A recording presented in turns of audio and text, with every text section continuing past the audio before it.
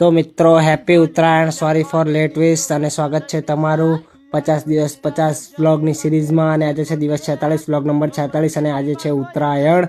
અને આપણે આવી ગયા છે સવારમાં ડોલચું લઈને ઊંધિયું લેવા માટે સુભાષ ચોક આગળ, ને પછી ઊંધિયું લઈને આપણે આવી ગયા ગુડ્ડુને લઈને ફરવા માટે. અને ખૂબ બધા ફુગ્ગા અલગ અલગ ડિઝાઇનના હતા બજારમાં. બગવાડા દરવાજે હાથી, પોપટ, ઘોડો, યુનિકોર્ન ખૂબ બધું. પછી આપણે આવી ગયા સીધા નીતિનભાઈના ધાબે પતંગ ચકાવવા માટે. ત્યાં આપણા બધા મિત્રો પતંગ ચકાવતા હતા, તો ગુડ્ડુને લઈને આપણે આવી ગયા સીધા પતંગ ચકાવવા માટે. અને આકાશમાં ખૂબ બધા પતંગ ચકતા હતા.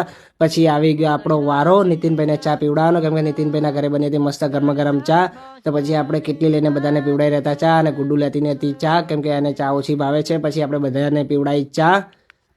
અને પછી આવી ગયો નીતિનભાઈનો વારો ચા પીવાનો, પણ નીતિનભાઈ લૂસતા હતા એમની રકાબી.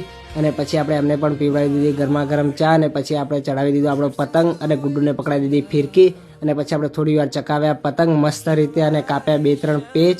અને પછી ત્યાંથી સીધા આવી ગયા આપણે આપણા સાસરે, એટલે કે સુભાષ ચોક આગળ. અને પછી ત્યાં બાજુના ધાબા ઉપર ચડીને આપણે ત્યાં ગુડ્ડુએ થોડી વાર ચકાવ્યા પતંગ. એને આવડતા નતા પણ આપણે શીખવાડ્યું અને થોડી વાર પતંગ ચકાવતા. પછી આપણે ગુડ્ડુના હાથમાંથી પતંગ પડાવી લીધો, અને પછી આપણે પણ ચકાવવા માંડ્યા થોડી વાર પતંગ. અને પછી મસ્ત રીતે મોજ કરી, આખો દિવસ મસ્ત ખૂબ બધા પતંગ ચકાવ્યા, કાપ્યા, અને પછી પહોંચ્યા ઘરે.